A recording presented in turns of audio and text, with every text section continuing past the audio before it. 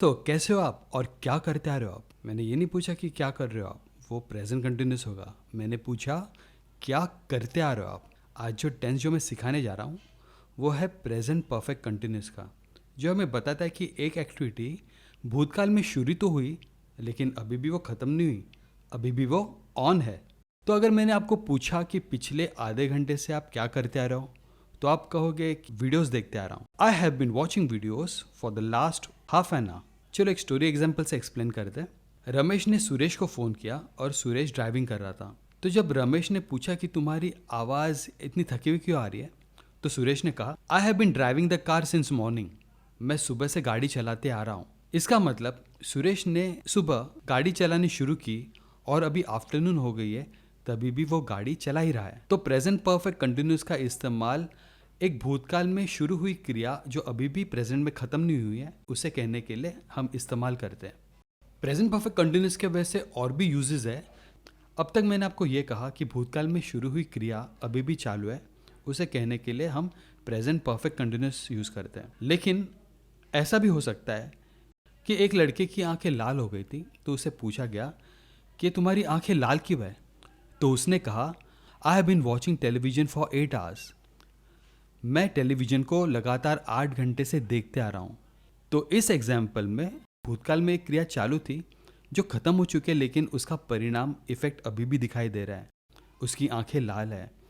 तो हर एक टेंसेस के बहुत सारे मतलब हो सकते हैं, लेकिन हम सारे मतलब एक साथ करेंगे तो कन्फ्यूजन होगी।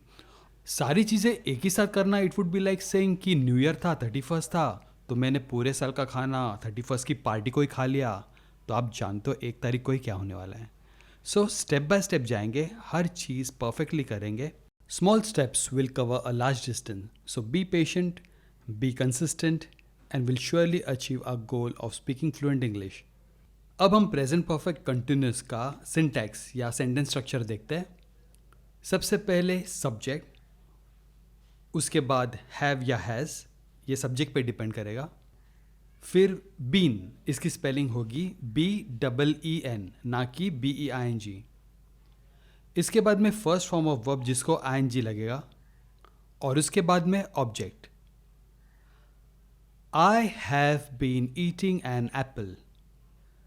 प्रेजेंट परफेक्ट कंटिन्यूस एक ऐसा टेंस है जिसको पैसिव नहीं होता, तो हम पैसिव नहीं करेंगे। तो चलिए हम अभी प्रेजेंट परफेक्ट कंटिन्यूस के कुछ और एग्जांपल्स करते हैं।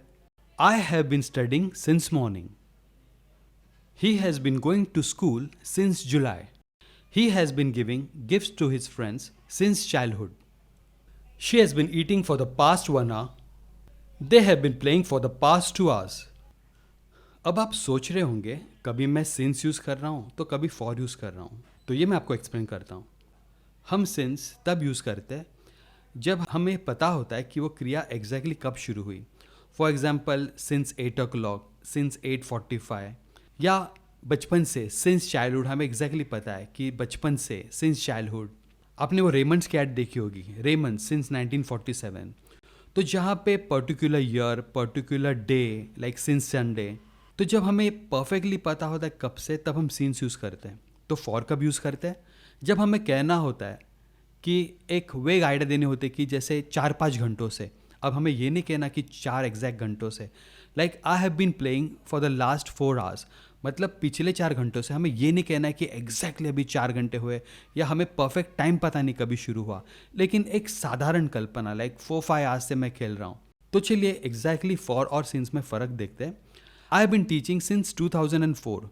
तो मैं 2004 से सिखा रहा हूँ, तो मैंने एग्जैक्टली ईयर कहा। तो मैंने जब एग्जैक्टली ईयर कहा तो मैंने सिंस कहा।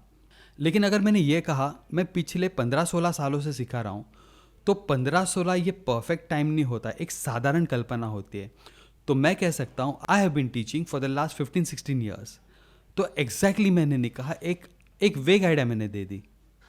तो अगर मैंने ये कहा कि वो बचपन से गिफ्ट देते आ रहा है, तो he has been gifting since childhood. लेकिन अगर मैंने कहा वो पिछले 5-6 सालों से गिफ्ट देते आ रहा है, he has been gifting for the last 5-6 years. तो सिंस और फॉर में ये फ़र्क है। तो आपको बता दूं कि सिंस यूज़ होता है एग्जैक्ट ईयर के साथ, मतलब सिंस 1947, या एग्जैक्ट डे के साथ, सिंस संडे या since Wednesday. He has been working since Wednesday. या हमने कहा बचपन से, तो एग्जैक्टली हम सिंस चाइल्डहुड कह सकते हैं। तो आगे हम बहुत सारे सेंटेंसेस यूज़ करेंगे जहाँ पे सिंस और फॉर हम यूज़ करेंगे। और हाँ, अभी हम वो सेंटेंसेस बनाते हैं जहाँ पे बहुत सारे पर्सन्स यूज़ हो, ना कि सिर्फ आए, क्योंकि जब पर्सन्स बदलते हैं तब वर्ब्स बदलते रहते हैं। तो आपकी ज़बान को इसकी आदत होनी चाहिए। तो चलिए अभी शुरू करते हैं अलग अलग सेंटेंसेस जहाँ पे वर्ब्स और पर्सन्स अलग हो। So let's start. तो प्रेजेंट परफेक्ट कंटिन्यूस के सेंटेंसेस है सिंगुलर में। I have been eating an apple for the last 1 hour. मैं पिछले 1 घंटे से एप्पल खाते आ रहा हूँ। You have been doing the work for the last 2 hours. तुम पिछले 2 घंटे से काम करते आ रहे हो। He has been writing a letter since morning. वो सुबह से पत्र लिखते आ रहा है। ही हैज़, यहाँ पे ही के साथ हैज़ लगा। We have been beginning the work for the last 2 hours. हम पिछले 2 घंटे से काम शुरू करते आ रहे, लेकिन कुछ कारण की वजह से हमें रुकना पड़ रहा है, फिर वापस शुरू करना पड़ रहा है। You all have been cutting a cake since childhood. हम सामने वाले ग्रुप को देख के बोल रहे हैं कि आप बचपन से केक काटते आ रहे हो। यहाँ पे बचपन से एग्जैक्टली चाइल्डहुड मेंशन किया, इसलिए हम लोग सिंस चाइल्डहुड कह रहे हैं, ना कि for childhood. They have been painting a wall since afternoon. उन्होंने वॉल को पेंट करना शुरू किया और अभी भी वो पेंट कर रहे हैं। सिंगुलर सेंटेंसेस थे, अभी ज़रा प्लूरल सेंटेंस भी देखते हैं, क्योंकि हो सकता है कि इसमें भी पर्सन के साथ वर्ब चेंज करें। I have been singing songs since childhood. बचपन से मैं गाने गाते आ रहा हूँ और अभी भी गाता हूँ।